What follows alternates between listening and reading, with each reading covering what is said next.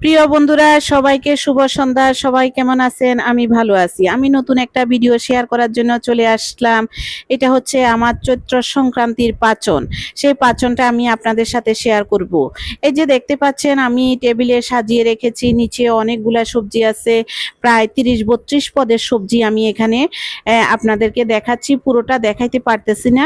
তো এই যে আমি সবগুলা সবজি কেটে ধুয়ে পরিষ্কার করে সেগুলা সব আলাদা আলাদা ভাবে আমি রেখে দিব। এই যে নিচেও পলিথিনে পলিথিনে সবগুলো সবজি। তো এখন আমি সবজিগুলা সবগুলা এই যে কেটে নিব। কেটে আমি বালতি, বোল, গামলা যা আছে সব কিছু এই যে দেখতে পাচ্ছেন, এগুলা সব আমি কেটে ধুয়ে পরিষ্কার করে নিয়েছি। আমার এখানে কাঁচা কাঁঠালকে বলে এঁচুড়। তো আমি এখন পাতিল চুলায় বসিয়ে দিলাম, দিয়ে তেল দিয়ে দিয়েছি, দিয়ে কিছু পরিমাণ তেল দিয়েছি। এখন আমি সবজিগুলাকে কষাবো। তো পাঁচফোড়ন দিয়ে আমি সবগুলা সবজি এখন দিয়ে দিব।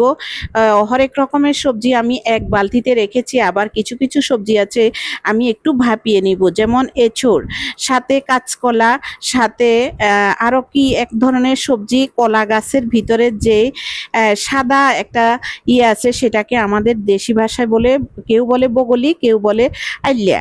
এখন আপনাদের কার দেশি ভাষায় কি বলে আমি জানি না। তারপর আরেকটা আছে কাঠবাইশ। তো সব কিছু আমি ওইগুলা একভাবে সিদ্ধ করে নিব, মানে ভাপিয়ে নিব। এখন আমি তরকারি সবগুলা এক পাতিল হয়ে গেছে, আরো আছে আমার সবজি। তো এখানে আমি আদাটা দিয়ে দিলাম। এই যে আদা বাটা দিয়ে আমি এখন আলুগুলা দিয়ে দিচ্ছি। এখানে আমার 2 রকমের মিষ্টি আলু, গোল আলু। এখন আমি বাঁধাকপিটাও এই যে দিয়ে দিচ্ছি, দেখতে পাচ্ছেন। সবকিছু চেপে চেপে আমি তারপর দিয়ে দিব। এরপর আমি এক মুঠো কাঁচামরিচ দিয়ে দিলাম, দিয়ে আমি ঢেকে দিব। ঢেকে দিলে সবগুলা সবজি মোটামুটি আমার একদম সফট হয়ে আসে। এই যে আমার কাঁঠালটাও আমি ভাপিয়ে নিয়েছি, দেখেন ভাপিয়ে আমি জলটা ফেলে দিয়েছি। দিয়ে এই যে আমি কাঁঠালটাও এখন আস্তে আস্তে করে ঢেলে দিচ্ছি, যাতে পড়ে না যায়। এরপর আমি আবার ঢেকে দিব। একটু আর একটু আদা বাটা দিয়ে দিব, দিয়ে হলুদের গুঁড়া, মরিচের গুঁড়া, জিরার গুঁড়া, ধনিয়ার গুঁড়া, লবণ আমি পরিমাণ মতো 2বার কিন্তু দিয়েছি আমি লবণ। এই যে আমি দেখেন কাঠি দিয়ে নাড়তে ভীষণ ভয় পাচ্ছি, যদি আমার পাতিলটা থেকে সবজি পড়ে যায়। তো একটু একটু করে দিতে দিতে কিন্তু আমার অনেকগুলো সবজি হয়ে গেছে। আমি প্রচুর পরিমাণে দিই না, এত রকমের সবজি আসলে অনেক পদ হয়েছে। তো এই কারণে সবজির পরিমাণটাও বেশি হয়ে গেছে। এখানেও আমার লাউয়ের ডাঁটা, কোমরের ডাঁটা, সাথে মাইরার ডাঁটা, তারপর আছে বিভিন্ন পদের শাক। আমার প্রায় 5 রকমের শাক আছে এখানে। এই যে আমি দেখতে পাচ্ছেন প্লেটে পাঁচফোড়ন, শুকনা মরিচ, বড় এলাচ, ছোট এলাচ, তেজপাতা সবকিছু নিয়ে এখন আমি আমার কথা বলতে বলতে কিন্তু আমার সবজি সিদ্ধ হয়ে গেছে। আমি এখন তেল দিয়ে দিব পোড়নের জন্য। আমি সবকিছু দিয়ে দিয়েছি, আগেও দেখেছেন আমি তেল দিয়েছি। এখন এই যে দেখতে পাচ্ছেন, আমি নারিকেলটা ছোট ছোট করে কিউব করে কেটে রেখেছি।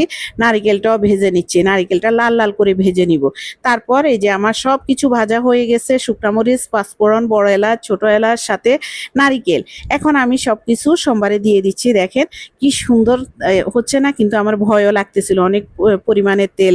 তারপর দেওয়ার সাথে সাথে একদম খালি ফুটতেছিল। এই যে খুব সুন্দর করে আমার সবজিটা কিন্তু হয়ে গেছে। এখানে কিছু সবজি দেখাচ্ছি, আরেক পাতিলে আরো আছে সবজি। তো আমি এখন ডাইনিং টেবিলে নিয়ে আসছি, খাওয়ার জন্য সবজি একদম রেডি।